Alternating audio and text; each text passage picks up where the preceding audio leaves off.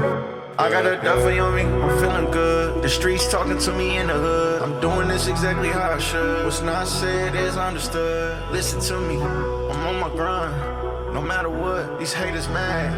I gotta ask, why you mad at us? What is going on? This is the very, very first Always Climbing podcast. You guys are here. Shout out to the viewers. Really appreciate everybody that's stepping in. We got a couple things that we're going to talk about. Got my man Jovan Fair, representing Temple. And I got my man Ryan Shores, representing Columbia for the time being. But we'll get to that later. Okay. So how y'all doing today, man? Y'all cool? I'm chilling. Blessed. I already know. Wonderful. It feels delicious outside.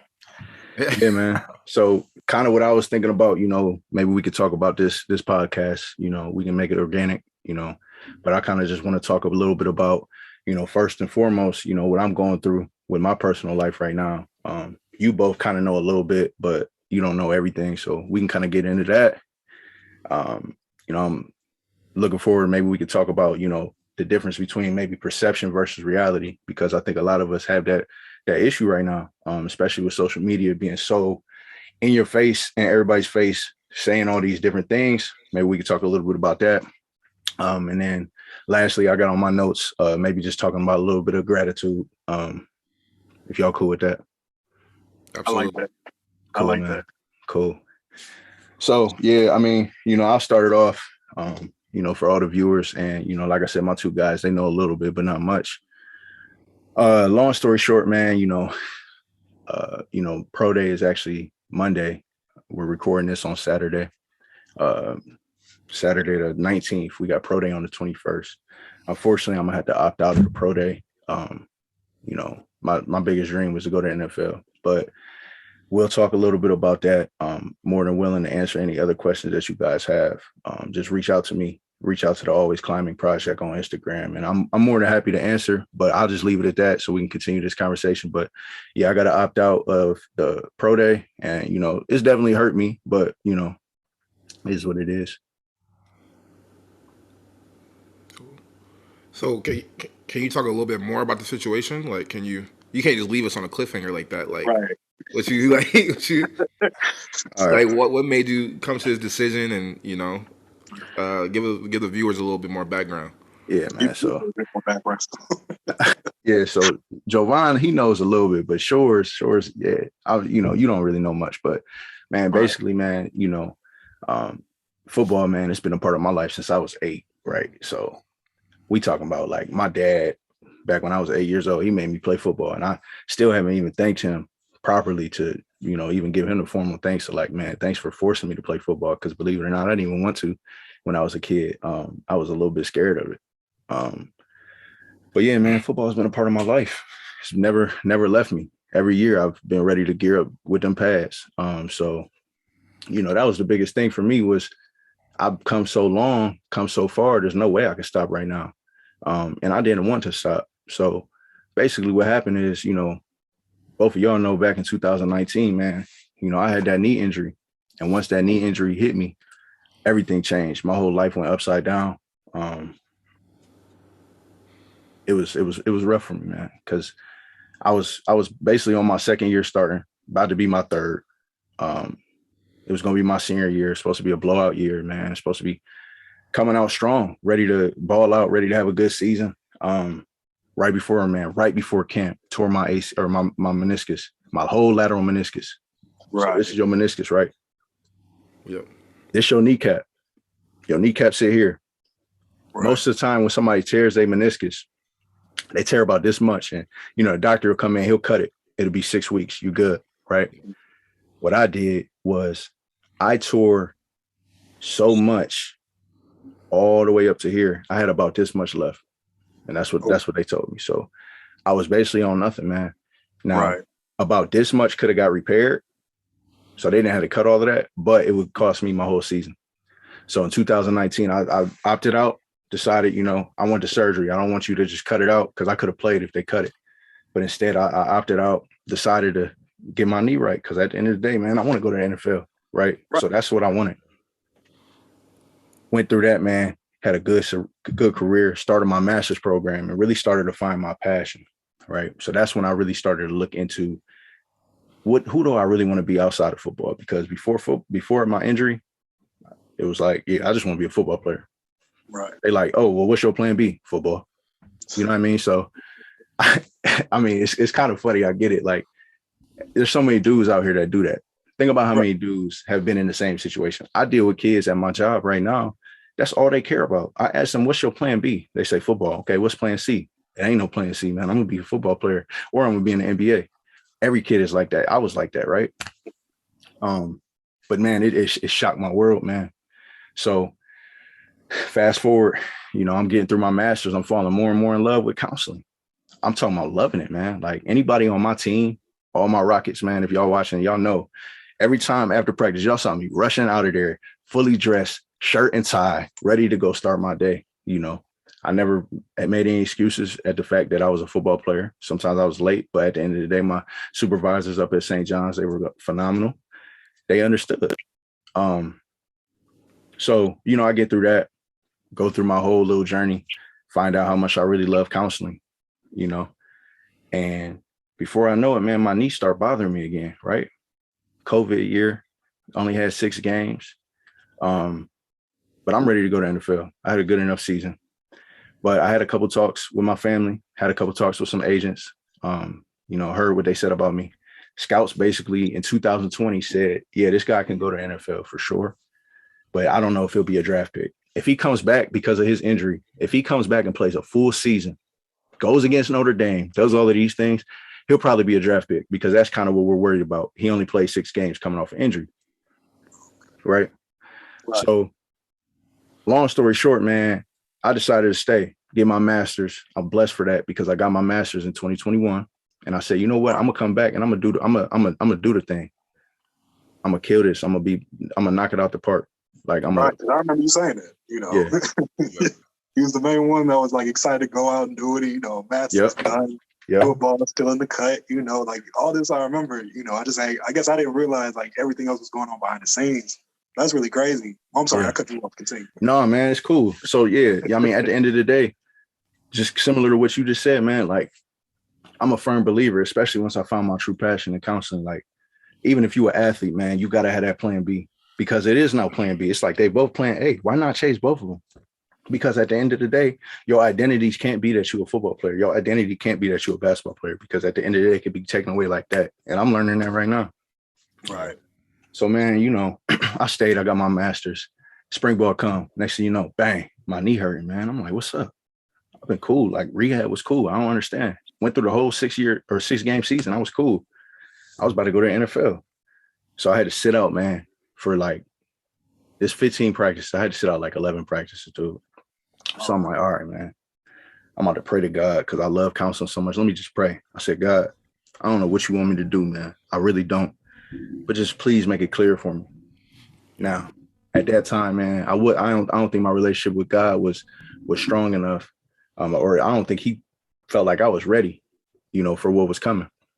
So, you know, I'm just trucking. I'm trucking through football, trucking through counseling, not really sure what's next.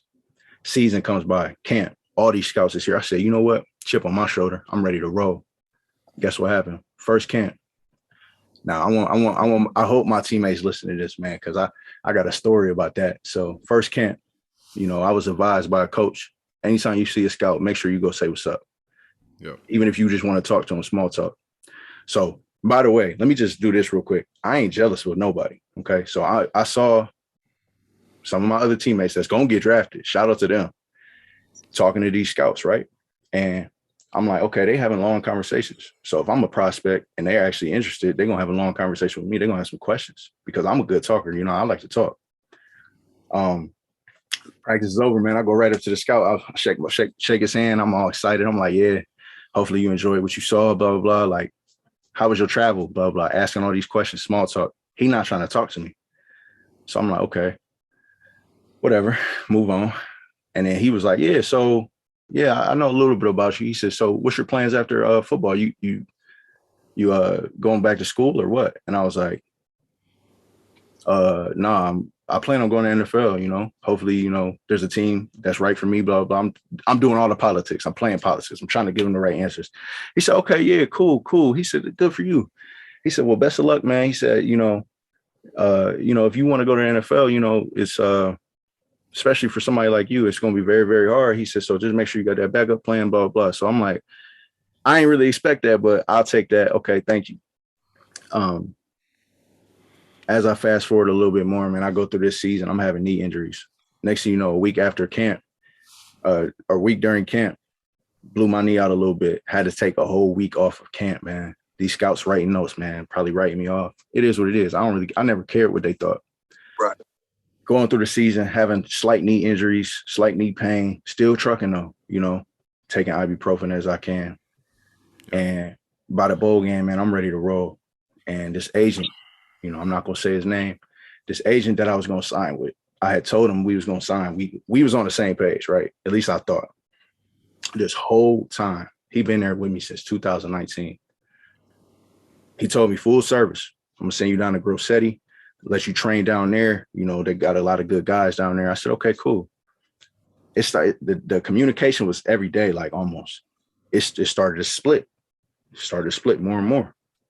Yep. As that started to split, I started to feel like maybe football ain't for me. But I kept going, obviously. Still had the rest of the season to finish. Still had all of that. Season ends, bowl game. Text this guy. I'm like, hey, when can we get together, talk about what's next? Where am I going to train? What's up? When are we going to sign this contract? He calls me.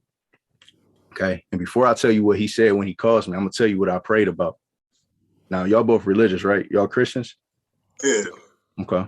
So I told you I didn't think God was ready, or I don't think God thought I was ready when I prayed months before this, right? Right. I prayed better than I've ever prayed. I prayed more passionately than I've ever prayed with this prayer after this season. I got on my knees and I actually spoke out of my voice. You know what I mean? I've never done that. I always prayed in my own thoughts. I'm talking about hands out. I said, God, I don't know why. I really don't know why, because I just had a good season, Lord. But I just have a strong feeling. I don't know what it is, but I got a feeling you want to tell me something. I got a feeling there's something that you want to tell me. Lord, I don't know what you want me to do with my life. I don't know where you want me to go. But Lord, whatever it is, just please tell me, make it clear. I prayed that on December 20th, right? December 21st, first thing in the morning. As soon as I woke up, I get a phone call from this agent out of nowhere. He goes, hey, just wanted to let you know, I still will represent you, but I can't give you no money, can't give you no service. I'm going to take a center over you. So once he's drafted, once he's all taken care of, I'll take care of you. Out of nowhere. On December 17th at my bowl game, he just told me good luck. Can't wait to talk to you. So I said, that's everything I needed. And you know what I did right there? I gave up. I gave up on football, man. And right there, for about 2 weeks, I said, I'm going to just completely commit to moving on and see what happens. Right.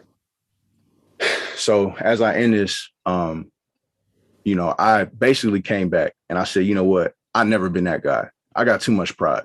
Who am I to just quit when two years ago, I was going to be a draft pick. I was top 10 center in the nation. So who am I to give that up? This has been my dream since I was a kid. I'm not giving that up right now. Right. So I trained from January on my own with my boy Alden Knight. Shout out to him, man. From January 1 all the way up until 2 weeks ago, I trained my butt off. Zero pain. God was blessing me. I had no knee pain at all. Never been through that. Every time I have a spring ball, every time it's been a winter workout, my knees been killing me. I was getting faster. I was getting stronger. My body fat was going down. Boom.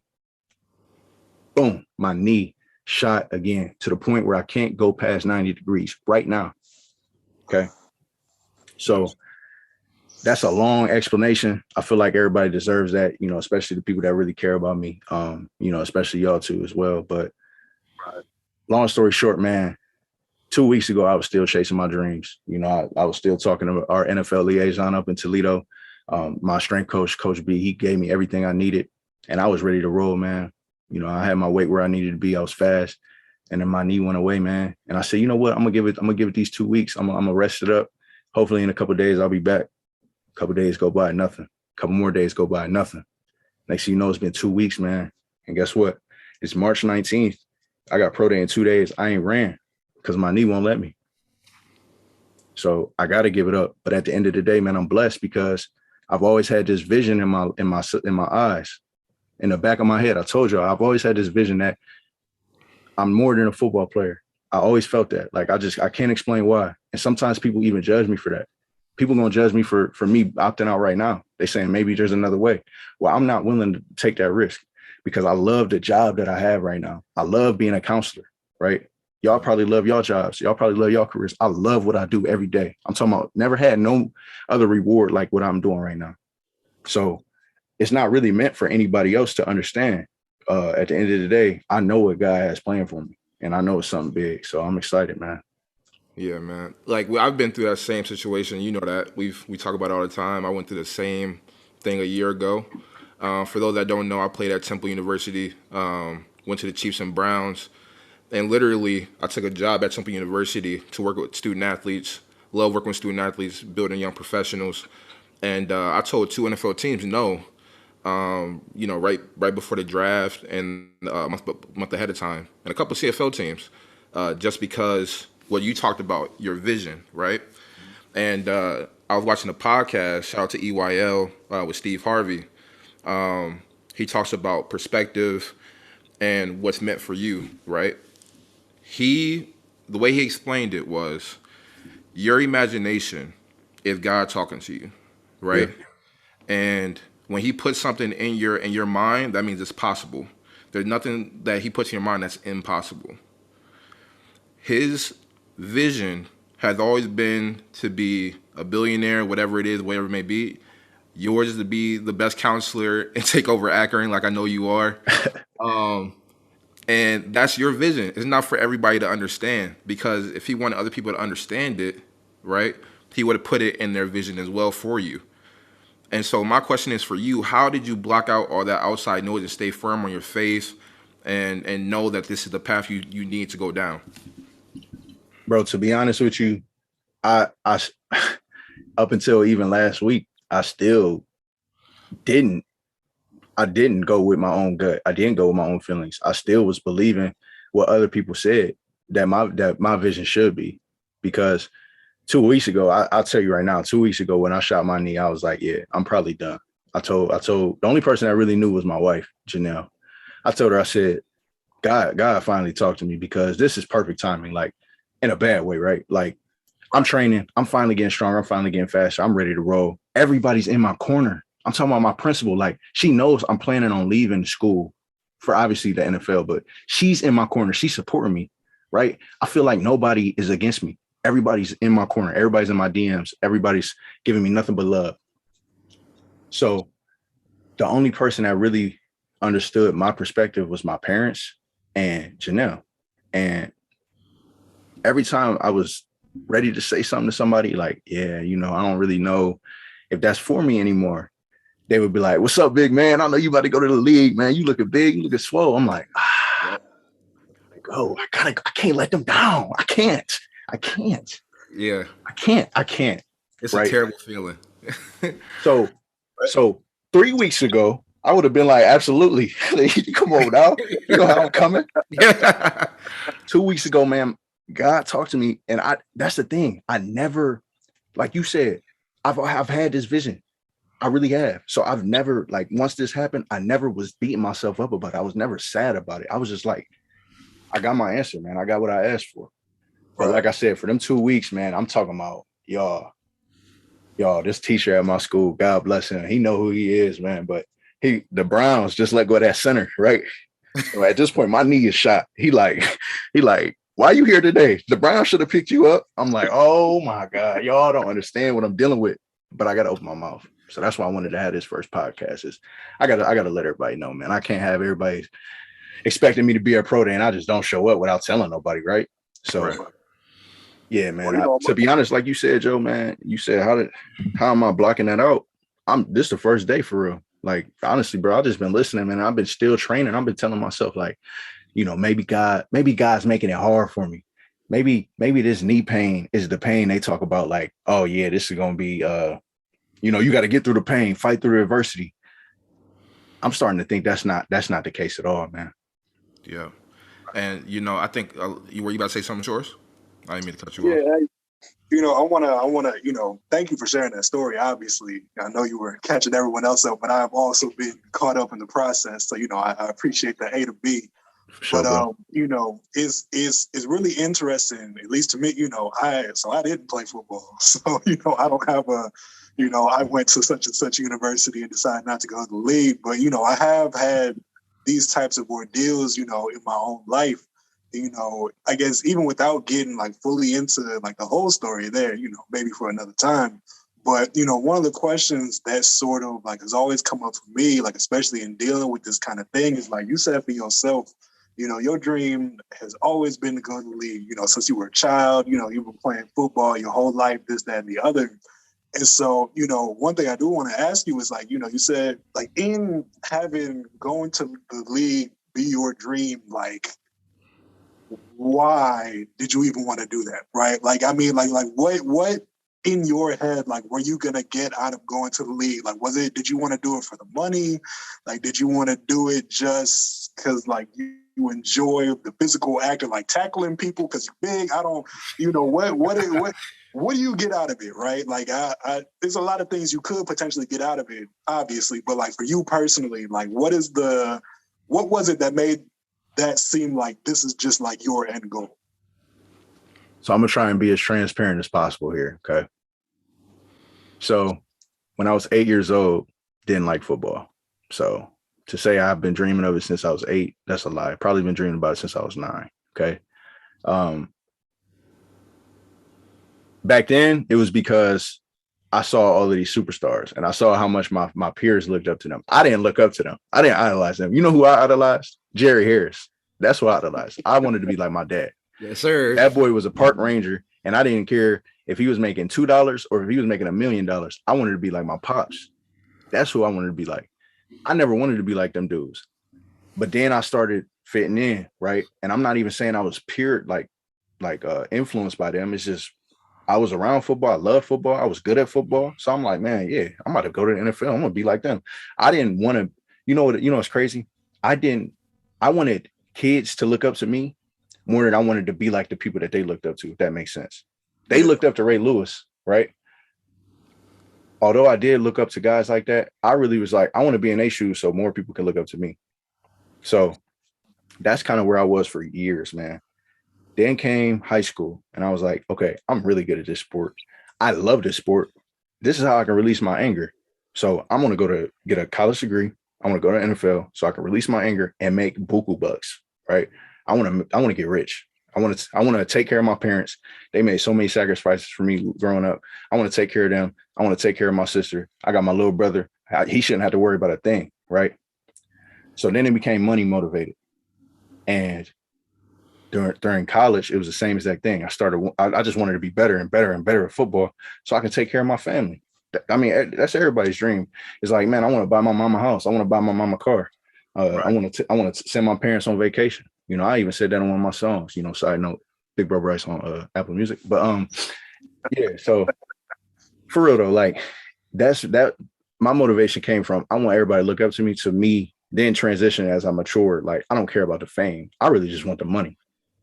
Right. Then came the fact that now it has nothing to do with hitting. I mean, not to gross nobody out, but like we talking about real damage on my body. Like, I done broke fingers, man. I done messed up my shoulder before. I done had a concussion or two, maybe 5, maybe 10,000 for real playing center. Messed my knee up, man. Ankle injuries, hamstring pulls, just wearing and tearing on my body. Not to mention Jovan, shout out to you, right? We both 300 plus, right? Yeah. We're not supposed to be like that. It's not natural, right? I'm making all these sacrifices, man. Not to hit somebody. Anybody that know me, y'all know I get down. So if it's time to hit, it's time to hit.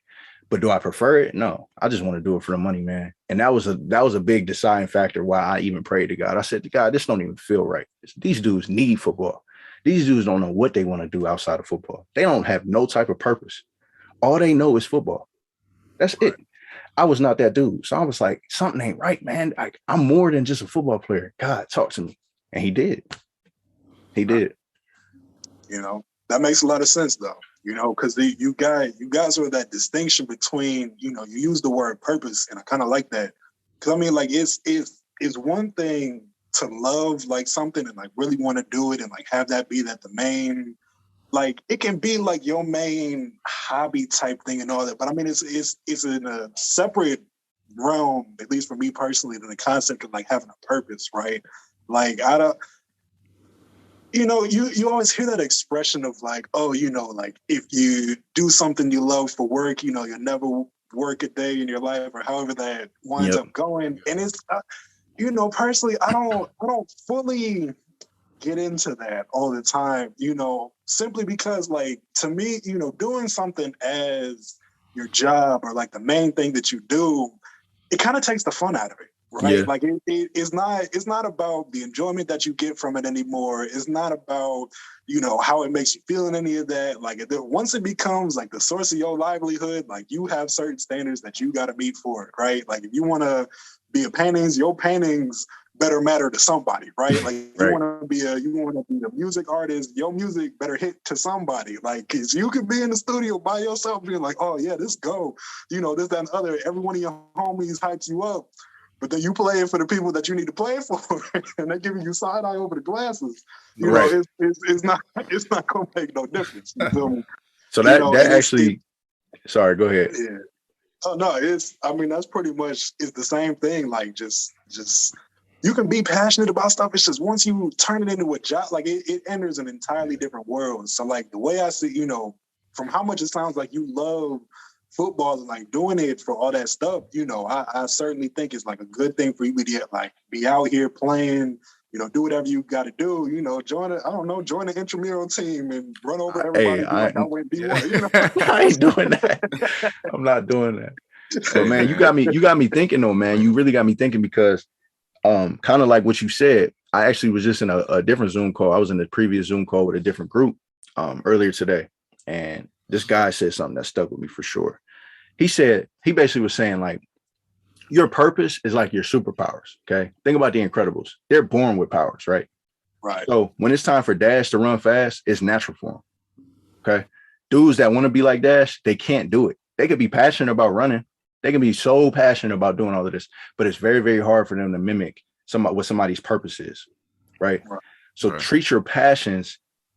If your passion is very, very difficult for you to achieve, like me, I've had so many setbacks in football. These are different setbacks than your average ones, okay? At least from my perspective. It's been very difficult. I'm not the tallest. I'm not the most flexible, okay? Those have been very big challenges for me. I have not felt as free, as unstoppable, as needed as I ever have when I started being a counselor. And now that I have this new job, I really feel like counseling is my superpower. Football is my passion, but it's not the easiest thing.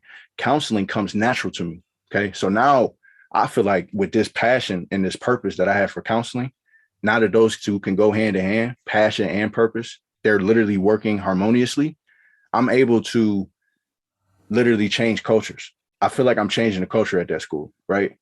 Or at least helping change the culture that's already built, because the culture is great there. I'm not gonna lie. At Helen Arnold, I love it. But I feel like I'm just adding on to that. And I haven't felt that with football in a while, man. You know, I feel like every time I've tried to change the culture or help build the culture, you know, up at Toledo, I've done my part, right? You know, I was a 4-time captain, but there was a disconnect. You know, some guys were doing stuff that they shouldn't have been doing. I couldn't relate because I've literally tried my best to do everything right. And it got to the point where I started to disconnect a little bit. And I feel like my goals, my morals, my beliefs, my passion, it all aligns with counseling more than it does with football. So I feel like counseling is my superpower. Right. I agree. You know, I like the way you broke that down, because I mean it, you know, when I hear the word like purpose, right? You know, to me, like I think that your purpose, it should sort of exist sort of outside of, you know, the way that you plan on getting there, right? Like I think a lot of times, you know, when you just ask someone, like a random person on the street, you know, what is your purpose? You know, they might go with the thing that they're most passionate about, just like by default. And that just sort of becomes, you know, the answer to the question. But like, when you really start to get into it, you know, the way I see purpose is that there should be multiple avenues that you can take to reach your purpose, right? Like it as opposed to like, you know, even something like going to the league, right? To me, like going to the league is still like a means to an end, right? Like you can go to the league, but then use going to the league to still achieve something beyond there, or like it's a vehicle by which you can still do something, but like there's multiple ways to go to it. You know, like if you say, you know, I want to become a counselor and I want to have like a positive impact on my community, you know, that to me enters more into the realm of purpose, because it's like there's 20 different ways you can go about it. You know, it's flexible and all, you know, you're just sort of more so trying to have like a net effect or achieve like a certain outcome, but it's not particularly tied to like any institution or organization or anything like that. It's purely like up to and within you, right? Right. You know, like even me, you know, I can speak to myself. You know, ever since I was a kid, right, there was always this projects that I kind of wanted to do, you know, scientifically, right? And so, you know, for a long time, you know, I sort of just basically treated it as a joke, right? Because currently and especially back at the time, you know, it was scientifically impossible, right? Yep. Like it's not, you know, like, you know, it's not an easy thing to do. We don't have the technology, we don't have the science, this, that, and the other. But, you know, I would always talk to my friends, you know, like, wow, like, wouldn't it be cool if somebody ever came up with a way to blank, you know? And it's you find yourself saying that enough times and like going through the logic and like the thinking, and you start putting the pieces together to where, you know, eventually, you know, you wind up getting out of your own head to where it's not like, man, I wish somebody would do it. It's now I'm about to be the one to do it, right? Yep. Because, you know, one of the beautiful things about, you know, really set your purpose up the correct way is that every decision that you make in your life can be based on that one thing, right? Like it makes a lot of decisions for you if we're being completely honest, you know, because at the end of the day, it comes down to, does this contribute to the purpose or not? Yes. Okay, let's do it. No. Okay. We can save it for somebody else. You know, it, to me personally, is offered so much clarity, you know, in terms of like guiding things. Do I want to take a job here? Do I want to go study this thing? Do I want to go work for these people? Does it contribute? Yes or no? Okay, based on that, it's the choice makes itself. I like that. So, right. I'm gonna take that from you, bro. I'm gonna steal that from you. So, Jovan, I know you was about to say something. Go ahead, but I'm gonna write that down. Yeah, I think the real unique thing is like when you talk about purpose and passion, right? Passion is something that is a feeling, like it fades away at some point. Now it takes longer for it than others. But we all have gone through it in some way. And for you, like finding your purpose with counseling and everything, we talk about it all the time. Like that's something you just talk about on a whim. Like you talk about it all the time. Like we don't talk about football all the time when we on the phone call. And I've known you for years. You know what I'm saying? Like we don't just talk about like, hey, whatever. Like just the full disclosure, like Bryce don't even watch that much football unless it's like in season and watching film. And I've seen this man can dissect film, right? I know him very well when it comes to his football acumen. This man knows football, but he doesn't really like, you know what I mean? It's a passion that's starting to fade away. His purpose, you know what I'm saying? He thinks about it all the time. During the weekends, he's excited to go back to work. Like, it comes natural. Like, it doesn't really, it's not something I have to work hard for or whatever. Like, it doesn't feel like a job, which is the goal for anybody to have. Well, I mean, what you just said, bro, like, to be honest, think about it. Football has been a part of my life all my life, but even counseling has. Y'all remember Falcon Friends?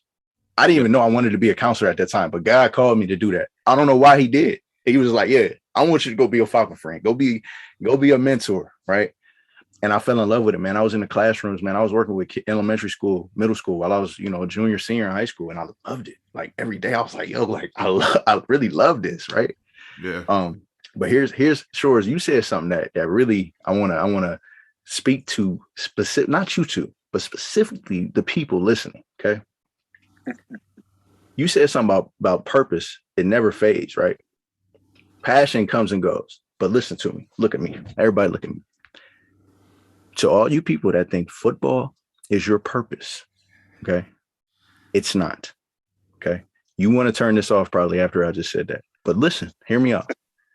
If God called you to only be a football player, what are you to do when you turn 40 after your long Tom Brady level career and retire?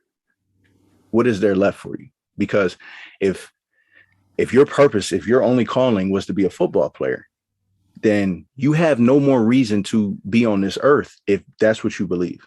Okay.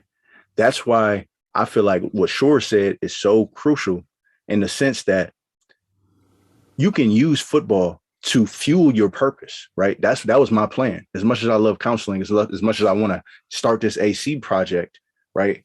I was like, man, I'm about to go to the league, make all this money, buy my parents, a new house, whatever, do all of that. Then I'm going to immediately invest in this AC project and build as many scholarship foundations as I possibly can. So I was using football as a tool to boost my purpose. So if you think football is the only thing that you're meant and called here to do, you have another thing coming, because even Deion Sanders works.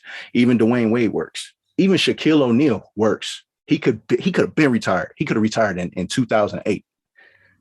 Yeah, you see him on every commercial. Yeah, you see him on TNT. You see him doing all of these events, right? Because at the end of the day, his purpose is bigger than just basketball. So I just wanted to talk about that. And that kind of brings us into the whole topic of like perception versus reality, right? Like, what's real? Like, who are you? Like, what really are you? Right? A lot of people say, yeah, I'm a football player. Okay. Or sure, let's use you for an example. A lot of people in your field, they may say, yeah, I'm for sure a doctor. Like, I love being a doctor. I'm always trying to be the best doctor that I possibly can. Well, my question to you, for all of you that say you're a football player, you do all of this, is like, are you getting extra work? Are you doing extra reps? Are you the first person in, last person out? Or do you just like wearing the jersey? Do you just like wearing the lab coat? Do you just like putting the glasses on, as you are about to work on a car as a mechanic? Are you really trying to be the best? Because if you say you're the best, then you need to act like that, right? So that's kind of what I wanted to talk about, because like I said, everybody says their purpose is they want to be a football player, or I want to go to the NBA. So God called me to be an NBA player. It's like, what's real? Like, is that real? No, that's your perception. But let's really talk about what's real versus perception. Like, that's kind of what I want to talk about, and how we can just face facts. Like, have y'all ever had an issue or a situation where like you had things completely messed up? You may have thought, God calls you to do one thing, but that's not real. I sure have. Like, well, yeah, I was, I left out, parts of my story for time, but since we're on the topic, might as well get into it. But like, I can use basically, college for me, sort of went to that standpoint, like before I started, college or whatever, like I was just like, oh, okay, I'm interested in the brain, right? That's my thing, that's the thing I'm like the most interested in, et cetera, et cetera. But I didn't really know like what to do with that. I was like, I like the brain, I like computers, right? So basically I'm gonna have to pick one and then learn the other one from the internet, and then I'll figure out the rest later, right? So, between the two, if you got to learn, about like computer stuff or about brains from the internet, computers is least ahead. So I went to college for neuroscience, right? Yep. And so, I get to the university, whatever. And so, I'm like in the neuroscience department or whatever. And so they got the people who advertise for the programs and all that stuff. And somebody was basically to the point of like, hey, kid, you want to be a doctor? And I was like, oh, sure. So, like that's pretty much all the thought that went into it, right? So, I went through college as like a pre-med, this, that, and the other. Because again, I like science. Don't get me wrong. That's my, like, I enjoy the process of doing it and all that. But, if anyone ever tells you becoming a doctor is hard, it's so much worse than you like possibly think it could be. Like it's you lose some of the meaning in the word hard, bro. Like people say like climbing 10 flights of stairs is hard, which it is. But like when you think of like extremely difficult things that take long spans of years and all that, it's a completely different type of thing. Like you have to want it more than like you have to want it with like the entirety of your being, right? Which to me, kind of like you, I was never one to really like give up with stuff and all those types of things, to where like, as far as I'm concerned, if it's something I want to do, I'm gonna find a way to do it, this, that, and the other.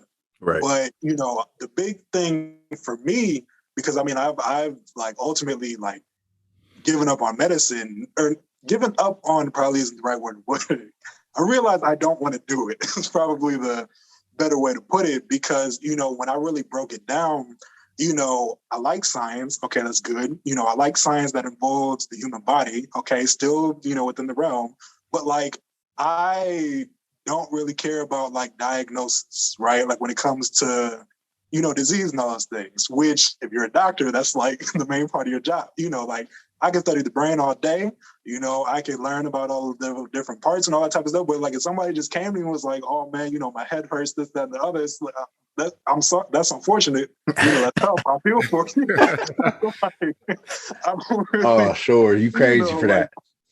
Like it's not in like a harsh way. It's just like when it comes to like specifically the diagnosis of disease, that's not really where my interests lie. Like I'm more so trying to create things, research this, that, and the other, to where that was what really made me realize that I want to do research and I want to do it in like these more biotech type fields. Like I want it all based in neuroscience, but like basically the title of like Dr. MD isn't even conducive to like what I've come to understand my purpose to be, right? When I really broke down like the individual pieces of like what it really meant to be a doctor and looking at how I feel about each one of those things, even though 3 out of 4 basically hit for me, that fourth one is honestly enough to where, if you want to pursue something at that level, you got to have all 4. It's got to be right. Your drive, your main thing and all that, which, it kind of takes me back. I had one of my professors, like during my undergrad, they made this statement that I've sort of like kept with me like the entire time, like ever since, right? They said, we don't live in the world as it exists, we live in our perception of it, right? Mm-hmm. Which to me, was like, the super eye-opening like revelation of a statement, because I mean, when you really think about it, it's like take someone that's like colorblind or something like that, right? If that person like can't see the color blue does not exist in their world. We all can see it. We know that if you look at that thing, it's there, but like it doesn't exist. You point your TV remote at your TV, press a button, something happens, but you don't see anything going between. Like there's things that just exist outside of like what we can perceive, right? Like how we interact with the world is really limited to like what the things that we are capable of like perceiving, right? Like the things that you can see, things that you can hear, things that you can touch, all that type of stuff. There's plenty of things that exist outside of that, but like we can't even interact with it to where it doesn't really exist in our world, right?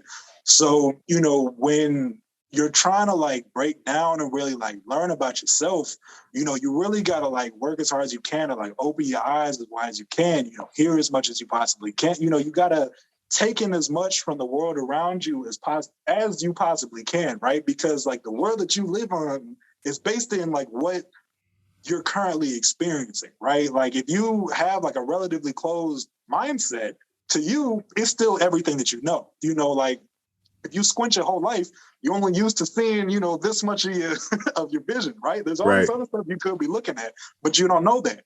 And if you don't know that, you're never going to engage with it. You're never going to deal with it. And it's sort of like it starts to limit, how much you can really do. If you live with earplugs in your ears the whole life, and everything's been muffled, somebody takes them out, it's just, there are worlds of difference, right? And so, me personally, I found that the most helpful thing in trying to identify, what my purpose is and things of that nature is like really trying to like take in as much from the world around me and get like the most accurate vision of myself as I possibly can, right? Because, I'll never, be able to see everything, never be able to know everything. There's always going to be stuff you don't know. They call it unknown unknowns and known unknowns. And what was that, Pulp Fiction? But, save that for another time because I always mess that up. But either way, really just like trying to have the most honest like interpretation of yourself, looking at yourself from as many different angles as you can, getting as much just like information as you can on yourself and then making your decisions based off of that. For me, it's made worlds of difference, honestly, to where now, I've set my purpose, I know the type of things I want to research. So like if I get offered a job, my first question, does it involve this? Yes, no. Okay. That's basically if I want to work here or not.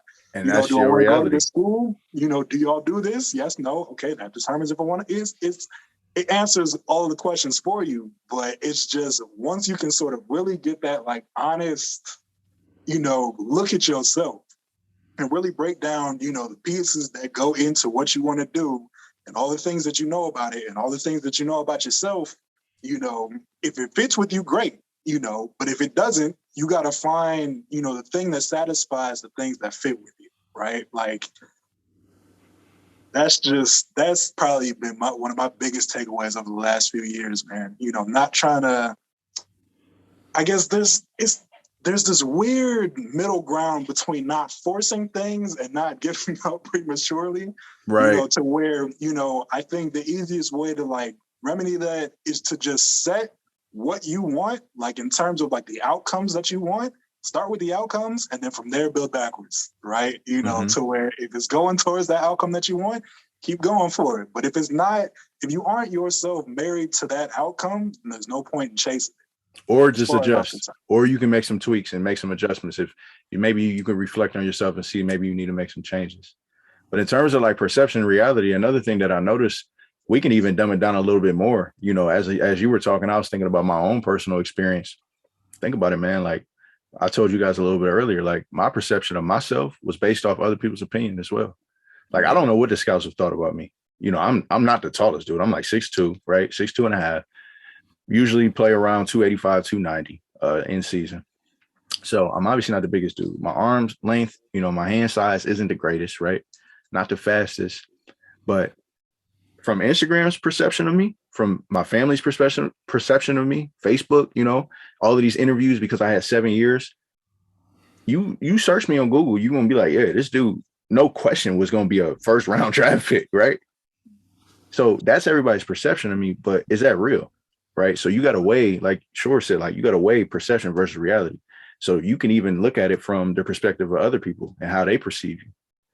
Like Jovan, same thing with you, man. Like, I don't know, maybe you could speak to it a little bit. Like, even me, I might even been guilty of it. Like, you're going through this NFL journey. Wasn't easy for you. You're not tall either, right? You got long arms, but you're not the tallest. You are strong, right? But you made it to the league. You know how it goes. You know how Akron goes. I was even guilty of it. Like, I'm like, yeah, Jovan in the league. Y'all can't tell me nothing, man. Hey, he another one straight out of the 330, man. He just like Brian. He done. Right. It's locked in, right? Think about it. We got all these guys, like everybody perceived Cody Bryce. He was going. JT, he was going. And we could keep going. Myself, right? And that's because there's perception of it, but you can speak to it a little bit. Like, what's the difference between perception and reality for you, man? Like how you went through that NFL journey. Yeah, man. So for me, like, I've always been very competitive, but to be honest with you, I just did football. One, I started off doing football because you and our friend group did it, and I didn't want to be chilling on the couch. Mm-hmm. That's really why I started playing football. Once I found out there was money involved and they could pay for my scholarship to go to college, I said, bet, all right.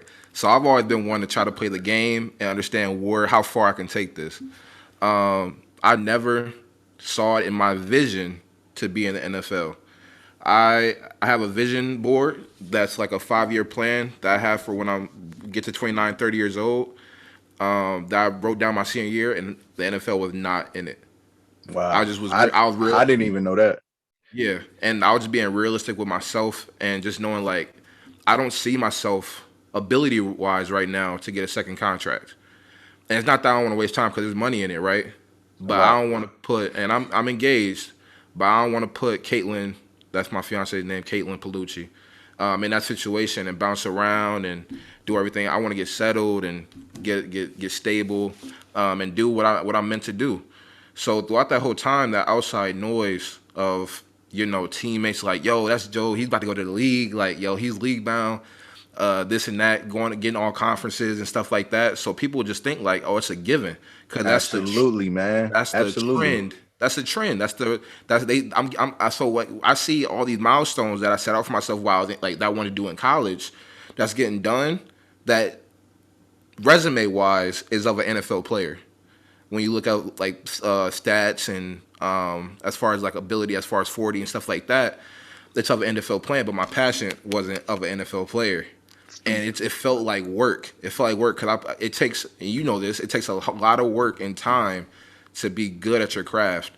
So me waking up at 5 a.m., practice don't even start until 8. I'm doing that just in between time just to prep and get food in my belly just so I could be ready to go for the day. and then you come back to the facility, do more meetings, come back and do more stretches. By the time I get back to my room, it's 8:30, 9 o'clock, and I still got homework to do. Mm-hmm. So I'm like, man, like this just ain't it. Like it's cool, but like I'm just doing football just because I'm competitive and want to be, you know what I'm saying? I'm competing with you and other people around me. But then you got, you know, people that's close to you just being like, yo, Javon's about to go to the league, like, yo, you about to do this, and I'm like, I'm going, yeah, for sure, yeah. And you start seeing these rankings come out and stuff like that, and I was pretty good. I was like top 15 guard in my class.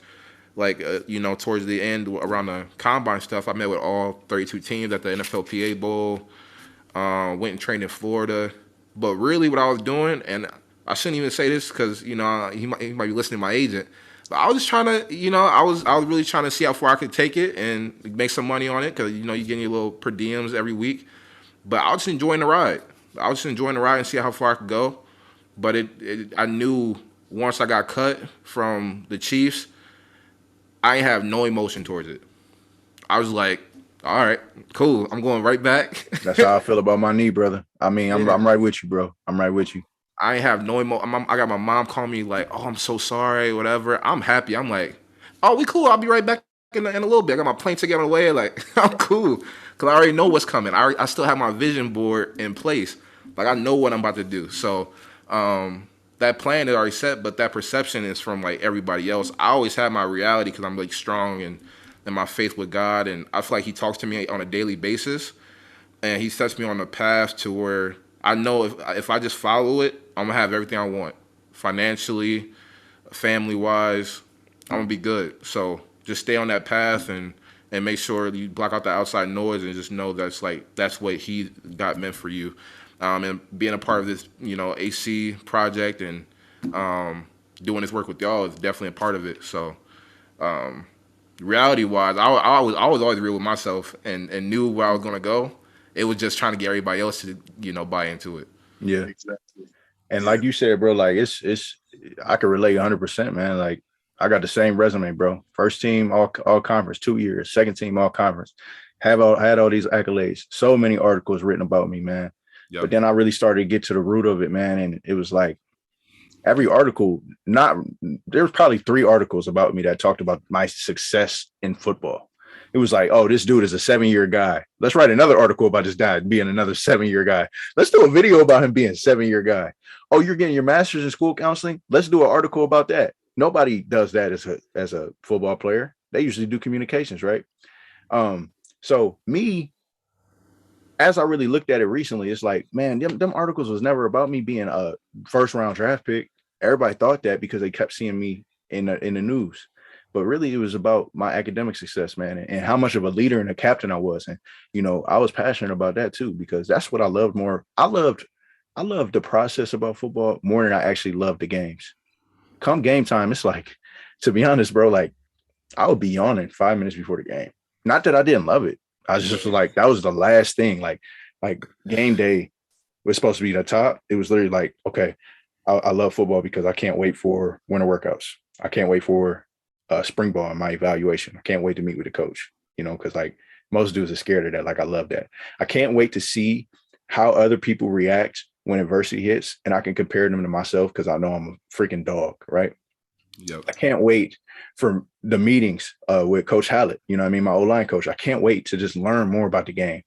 I can't wait to go to the end of the lift and just see how many people leave the weight room without getting extra work, just so I can stay and really try and chase my dreams. That way I know I'm chasing it harder than anybody. And then there was like game day. It was like, yeah, okay, another game.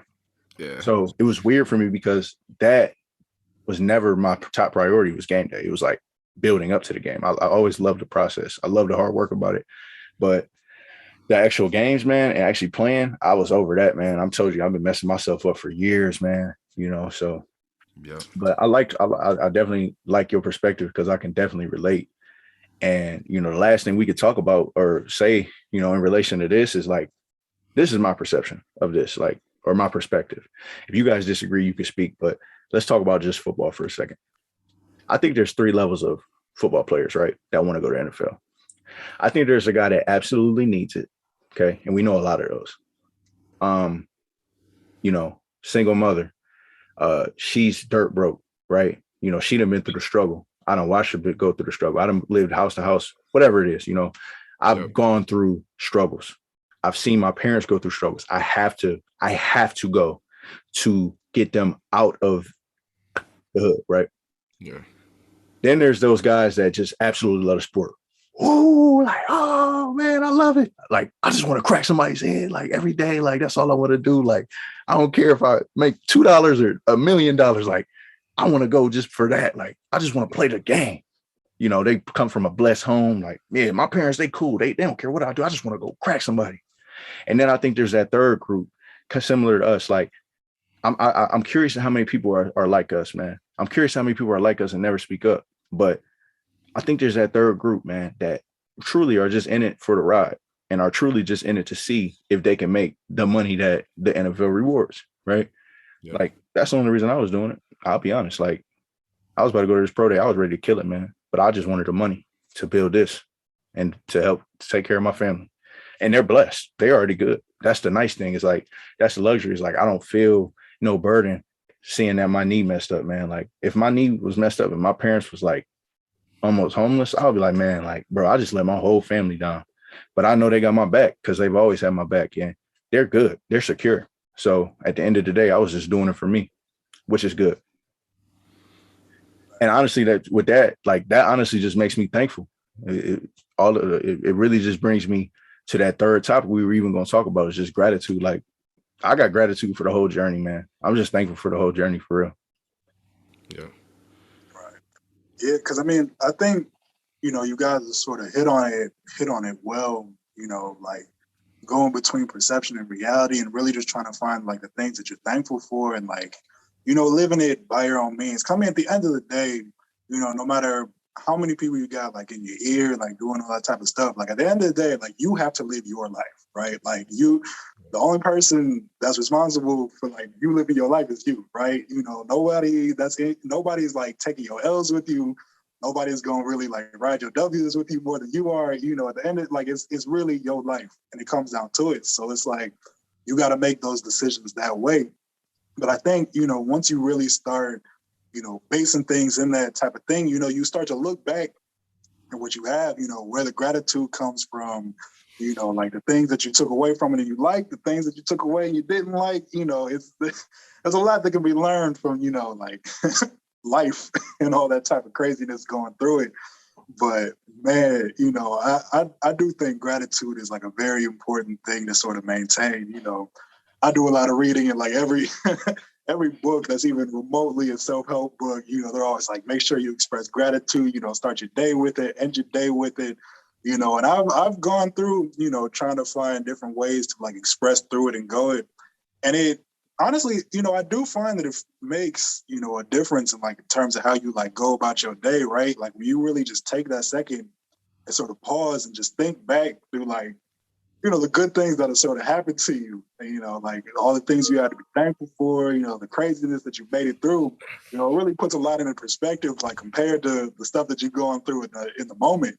You know, like I got memories I can like laugh at now. Right. Me too, man. Me too. You know, it was some craziness, but you know, we've made it through and like since gone through it. So like in comparing like some of the stuff that I go through now to like all the craziness that happened in the past, you know, it's night and day to where it's like, you know, we made it through this. This is nothing, you know, this is a chump change. This is, you know, I've seen that. Because I mean, you know, we're all in process and we're all going to be in process for a very long time, honestly, you know, until the day there's no more us. At least that's my intention, you know. Right. I consider it to be a daily journey to improve, you know, become a better version of myself, you know, better version than I was, better version than I am, you know, always trying to like go over and just, you know, work on the little things, work on the big things, because it's a process, you know, but it's really crazy how much you can like sort of change as a person, like in probably less time than you really think, you know, like it's easy to get into your head and be like, oh, you know, like this is just who I am, or this is just how I am. And like, I'm gonna be like this forever, et cetera, et cetera. But I mean, like when you really start to look back through it, you know, you weren't born the person that you are right now, you know, and by that logic, you don't have to end up the person that you are right now either. You know, I like that. it's Sure. Okay.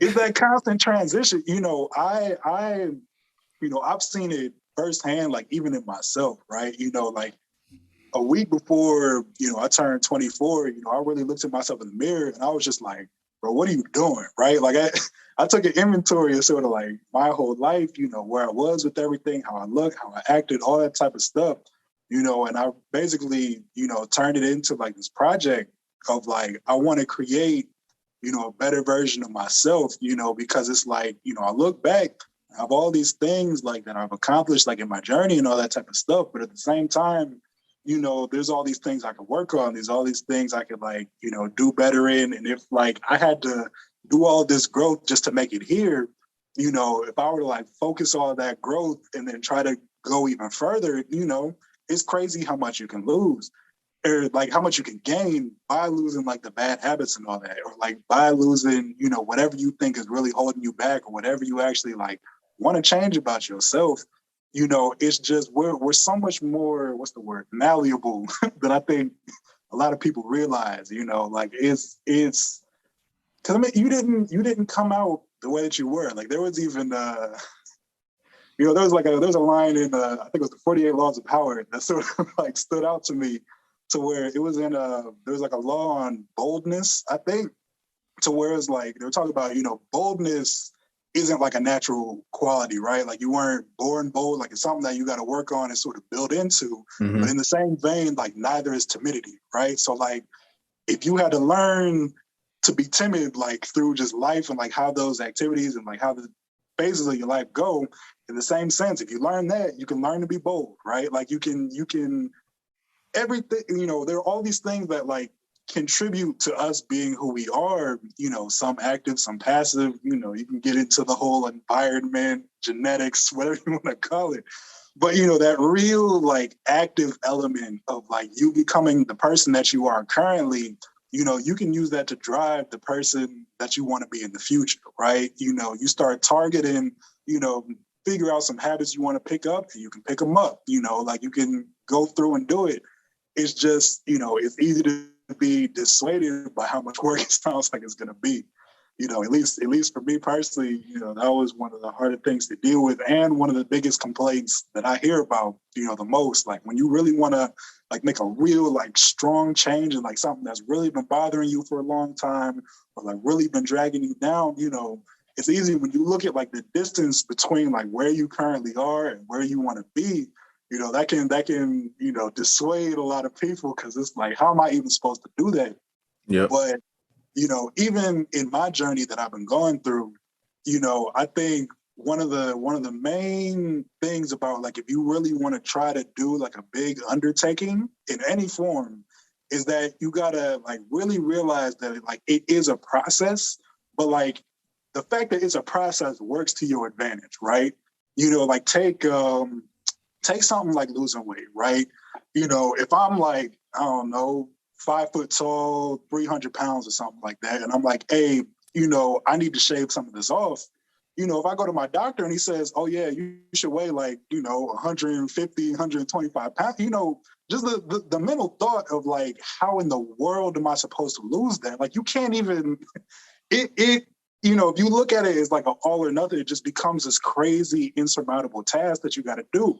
But if you flip it and you start to think, okay, you know, if I'm at 300 right now and I start working out and all that type of stuff, right? You know, say I go to the gym consistently, I start losing like a pound a week. You know, that's probably what most physical trainers or personal trainers, you know, try to keep people just something realistic, right? You know, if I do it that way, and, you know, do that for all these weeks, you know, say I go 4 months and I've lost 20 pounds, you lose 20 pounds, you've gone down a pant size, you probably getting closer to like, you know, like your shirt's feeling a little different, you know, and that pants, like the difference between 280 and 300 is that difference, right? You know, you start feeling better, you know, your life starts looking a bit different to where now you're like, okay, now I'm in this position. I went down to pant size, I got to go buy new pants. And now you go from 280 to 260.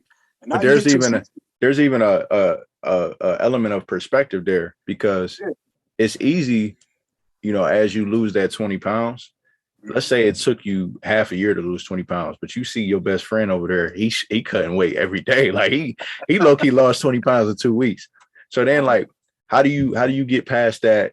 Like looking at everybody else, you like, man, like basically what I'm asking is like, how do you find gratitude in the fact that you still lost 20 pounds in 6 months versus you looking at everybody else? Like, where do you find gratitude in your journey, whether it's slow, whether it's going the wrong way, whether it's going forward, just the fact that you said there's a process. Like my question is like, what do you think? Like, how do you find gratitude in the process?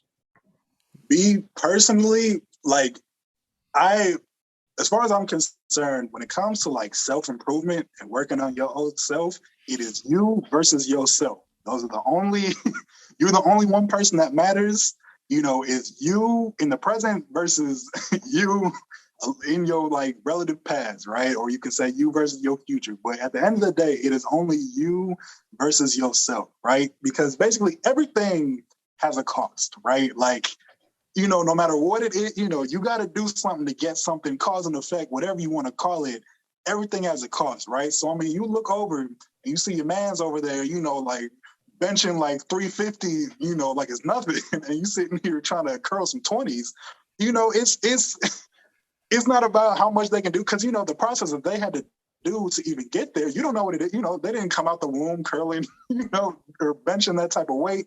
They didn't do all that type of things either. You don't know what all it took to get there. You don't know what they had to sacrifice. You don't know, what you have that beats them in other areas, right? Like it's you start comparing like in these like singular aspects, but like, we as people are just so more complex than like a single element, right? To where it's like, I found it really important to like not tie like my own self-worth to like sort of what I see in other people, but rather, when I compare like the version of myself that I am now to the version of myself that I was even a few months ago, I mean, it opens my mind so much, because like I just feel like so grateful, so proud of myself. Like you really start to see where the changes that you've made within your own like life, your own body, your own mind, like really start to come in. Cause it's like it's kind of like, you look back and, say you thought you peaked in like high school, right? It's easy to be like, oh man, I was kicking it back then, or like it was great and all that. That constant comparison that can like drive you into a ditch. If you turn it around to where you look at yourself and you think you're peaking right now, that just becomes that propulsion that keep pushing you forward, right? So you saying basically just compare, instead of looking at other people, find a way to look back at your journey and see how far you've come. Absolutely. Now, that got me thinking when you was talking about, you say you over here curling 20s, right? And your man's over there benching 350. So I just want to, first of all, let me just give grace to both y'all, man. I'm thankful for both y'all being in my life, man. Y'all was both in my wedding for a reason. All right. But this one is specifically targeted to Jovan. Okay. So you guys know that iron sharpens iron, of course. Okay. But me and Jovan started our journey together, like our high school football. Like, I'll never forget first day Jovan, man. Like, I was like, bro, I'm telling you, bro, like, we about to die, bro. And it wasn't even that bad, right? Right. So we went through that freshman year, man. We both got put on varsity. We literally are like this. Like, me and Jovan are like, strength-wise, physicality, talent, athleticism are right here. Both fat, both unathletic, but like hungry, right? We both want to go to the same thing. We both want the NFL. So then it was like, all right, sophomore year, we the same. We literally are neck and neck. Jovan messes his knee up, and this dude gets to rehab. So like, you would think a knee injury would mess your legs up, right? He gets to rehab. So not only are his legs stronger than mine, his bench is like this compared to me. No lie. Anybody knows that. Y'all know how big Jovan used to be picking up girls in the hallway. Okay. Like just like this. Like you ever seen Daddy Daycare? Like they do the rocket shit. That's how Jovan used to be in high school. Okay. Me, I was like 230. Jovan was like 285. So what you said sure is kind of resonated with me, because Jovan, like, man, you sharpen my tool, because at the end of the day, bro, like that whole sophomore year, I'm playing ball. You in the gym, probably wanting the same. I wanted what you wanted or what you had, and you probably wanted exactly what I had. I was the only, one of the only sophomores playing. So I'm starting at tackle, and you just sitting on the sidelines, just in that gym. What am I doing? After practice, I ain't going in no weight room. I'm going home, and I'm giving up sacks because of that, right?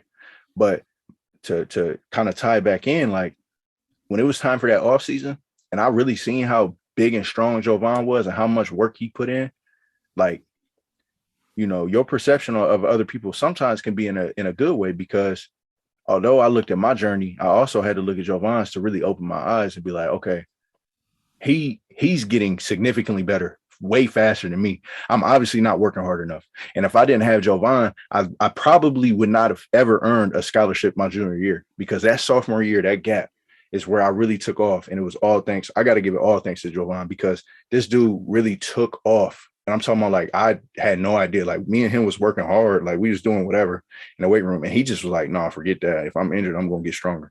Right. So then he left me, and I was like, I got to catch up. And I never did. Like, he was getting stronger and I was getting stronger. But as I was comparing myself to him, I'm seeing myself getting stronger. I'm seeing myself, I hit 365 for like 5 reps. I'm like, yo, I'm getting there. Like, I'm really getting there. Right. So I know what you're saying, Shores, and that's valuable for sure. So, like, just to tie it back in, like, yes, compare yourself to yourself. That's the only thing that matters. But if you got somebody that can help you sharpen that iron, definitely do that, because Jovan definitely helped me with that for sure. Yeah, I man.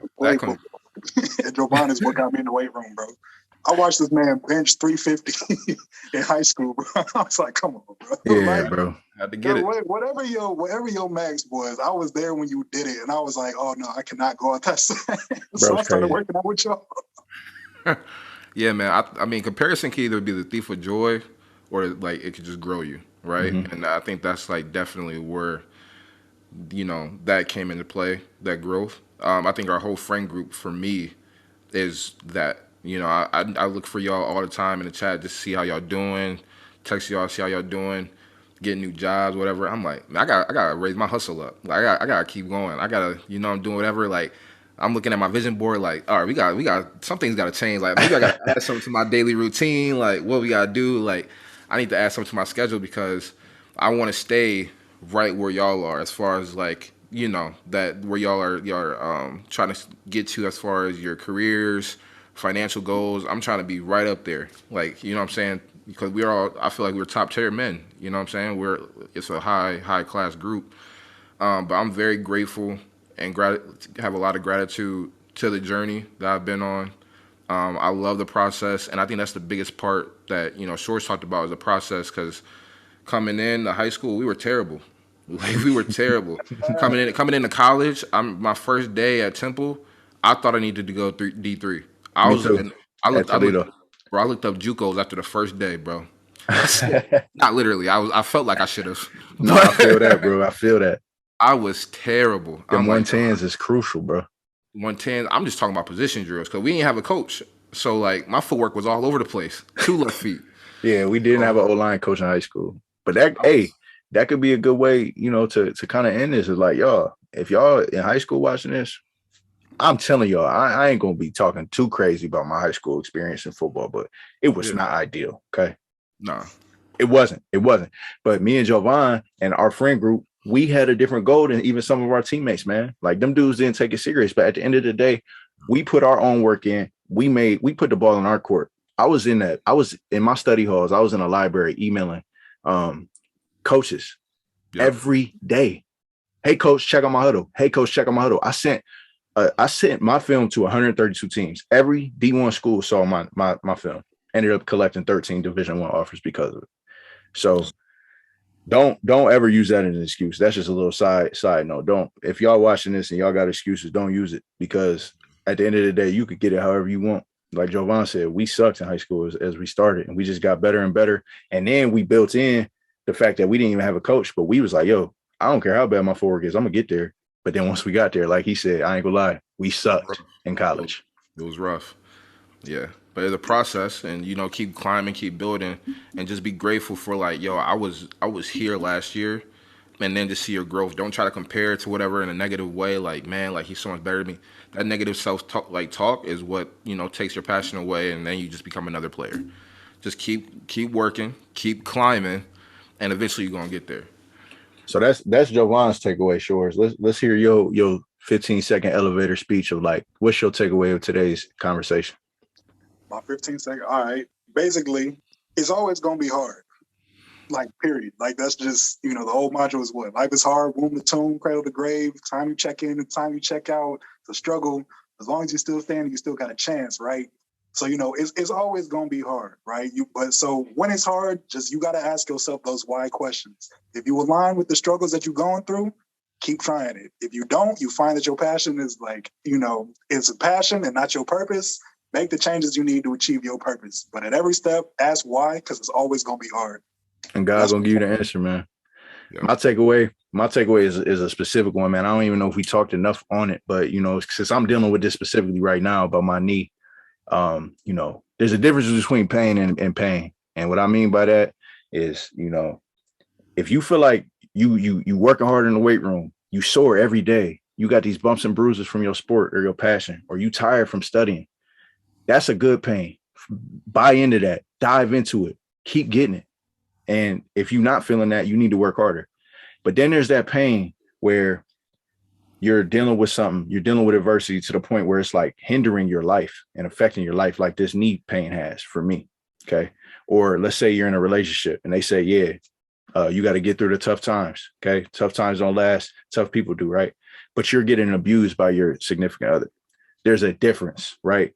We're arguing every day. We have disagreements. You could get through that. He's abusing me. She's abusing me every day. You can't fight that. So there's two different types of pain. Don't forget that you need to worry about this type of pain, not that type. Okay. So that's all I got. I'm thankful for you guys. Thanks for, taking y'all time to have this first podcast, man.